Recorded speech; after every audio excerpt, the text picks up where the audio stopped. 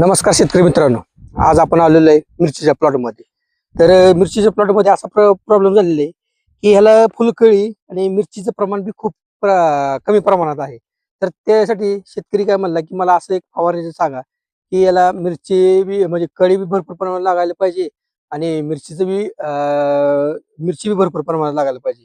तर त्यासाठी आपण आलेलो आहे. तर तुम्ही आता बघू शकताय की हे कुठलं बी तुम्ही घ्या तर ह्याला फुलकळी फारच कमी प्रमाणात दिसत आहे आणि मिरची तर काही दिसतच नाही. आणि जिथं जिथं मिरची लागलेली आहे तर इथं बघू शकताय की मिरची लागलेली तर अशी लागलेली आहे.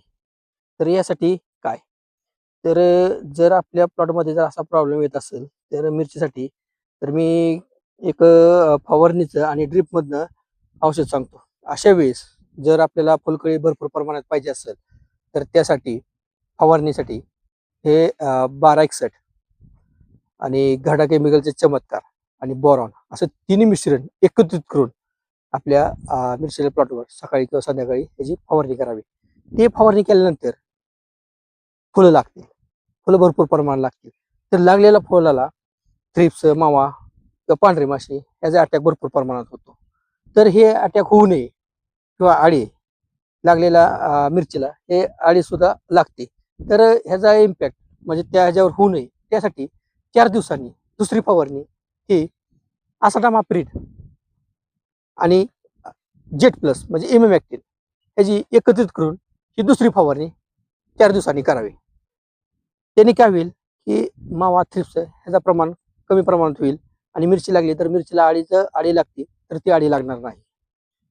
तर हे झालं फवारणी.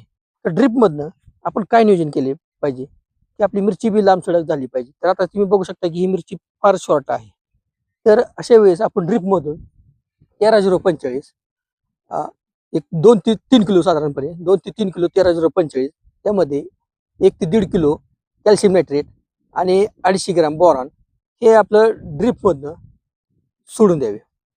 कॅल्शियम नायट्रेट बोरॉन असं जर सांगायचं झालं तर कॅल्शियम नायट्रेट बोरॉन दर 20 ते 25 दिवसांनी आपल्या मिरचीच्या प्लॉटला जायला पाहिजे.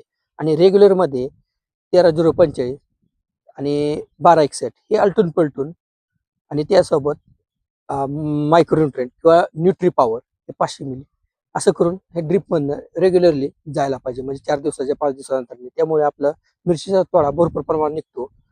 आणि आता सध्याला मिरचीला बी रेट आहे.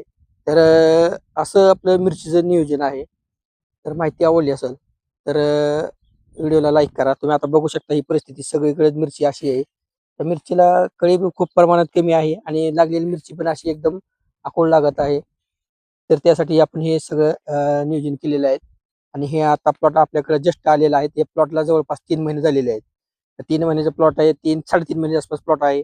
आणि याला काहीच मिरची वगैरे लागत नाही. शेतकऱ्यांनी 2 ते 3च तोडे केलेले आहेत. त्याला बी खूप कमी प्रमाणात उत्पन्न निघत आहे, म्हणजे मिरची निघत आहे.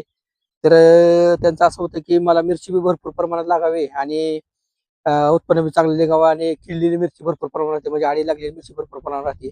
त्यासाठी बी योग्य औषध सांगावं. तर त्यांना मी हा डोस दिलेला आहे. तर आपल्याला हा डोस कसा वाटला तर मला कमेंट बॉक्समध्ये कमेंट करून नक्की सांगा. धन्यवाद.